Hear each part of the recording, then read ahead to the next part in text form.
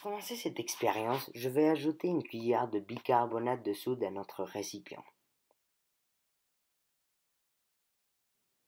Pour poursuivre, je vais ajouter une cuillère d'eau.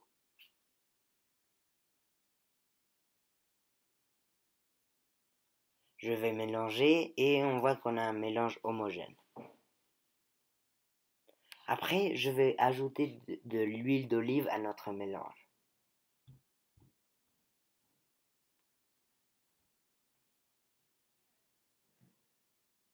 Pour finir, je vais ajouter du vinaigre à notre mélange.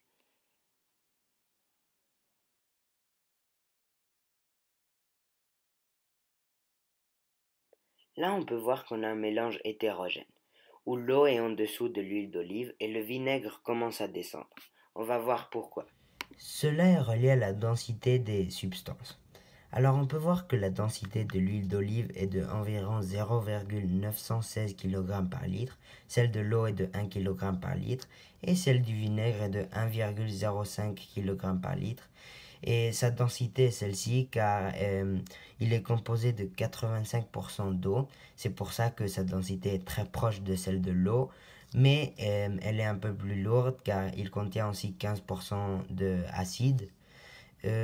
Alors on voit que la densité de l'eau est supérieure à celle de l'huile d'olive et une densité qui est supérieure à une autre descend sous l'autre.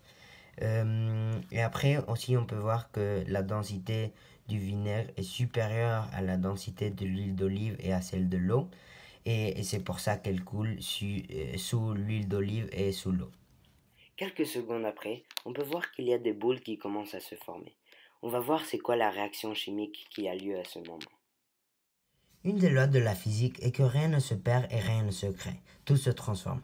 C'est pour ça qu'on va écrire que réactif A plus réactif B, il y en a deux car un c'est le vinaigre et l'autre le bicarbonate de soude, se transforme en produit A plus produit B. Après on va remplacer les réactifs et les produits par leur formule chimique.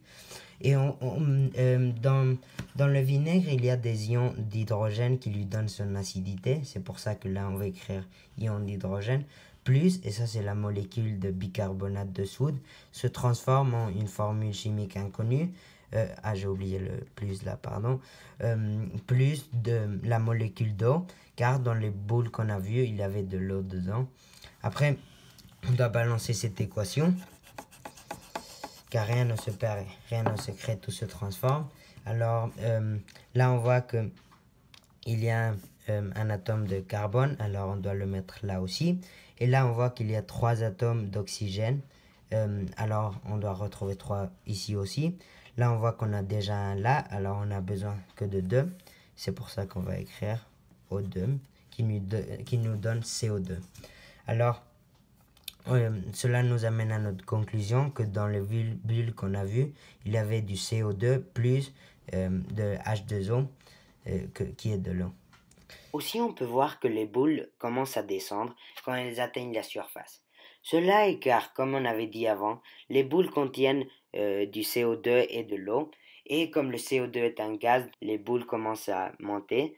Mais après, quand elles atteignent la surface, comme aussi elles contiennent de l'eau, et on avait dit que l'eau a une densité majeure à l'huile d'olive, c'est pour ça qu'elle commence à descendre. Durant la création de la lampe à lave, 3 étapes chimiques se passent. La première est le fait que l'huile ne se mélange pas avec le vinaigre. Et pourquoi il reste dessus? Cela s'explique parce que la densité de l'huile et du vinaigre est différente. Ensuite, les bulles que vous voyez remonter à la surface est la deuxième étape chimique. Cela se passe car c'est une réaction chimique qui est produite avec les produits mélangés qu'on ajoute. Les bulles qui remontent à la surface sont du CO2. Le gaz s'échappe et s'évapore sous forme gazeuse. La formule est H+, qui vient des ions d'hydrogène qui proviennent de l'acidité du vinaigre, et HCO3-, qui est du bicarbonate. Et cela donne H2O, qui est de l'eau, et du CO2, qui est le gaz qui s'évapore. Finalement, l'eau et le colorant mélangés redescendent en faisant des bulles en descendant, parce que la réaction chimique leur a affecté. Cela crée une deuxième réaction chimique. Cela affecte donc leur densité, les bulles descendent et tout cela recommence.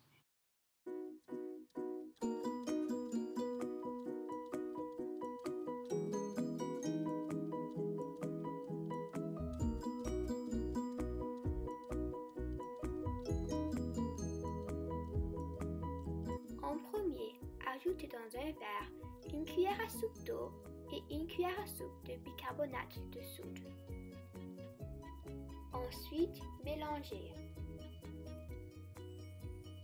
Puis, ajoutez de l'huile jusqu'aux 3/4 de la hauteur du verre.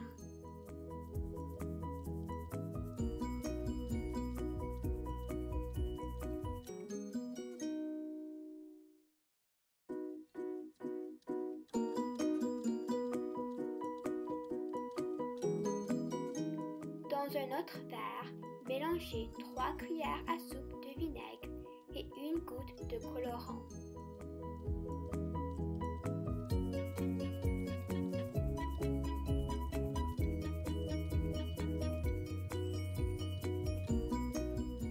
Mélangez. Ensuite, versez le contenu du deuxième verre dans le premier verre.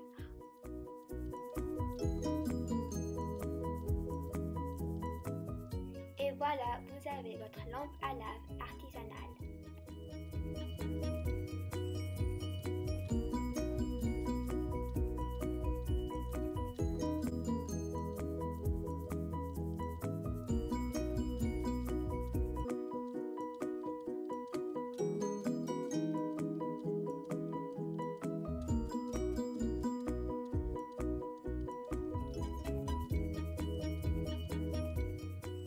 Alors, pour trouver le gaz qui est produit, il faut se souvenir qu'il y a le même nombre de molécules de chaque côté de l'équation. Nous trouvons donc qu'il y a 2 H, 1 C et 3 O du côté des réactifs de l'équation, et ensuite les molécules d'un gaz qu'on ne connaît pas encore, et 2 H et 1 O. Du côté des produits, il manque 1 C et 2 O. Le gaz qui est produit est donc le CO2 et ceci est aussi la composition des bulles de lave.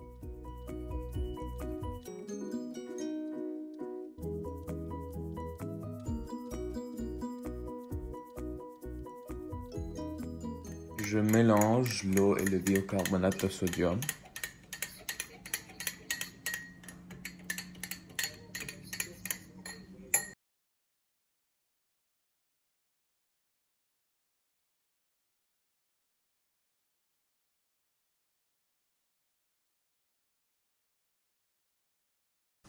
Donc maintenant, je vais mettre mon colorant alimentaire. Et on va voir que ce n'est non miscible avec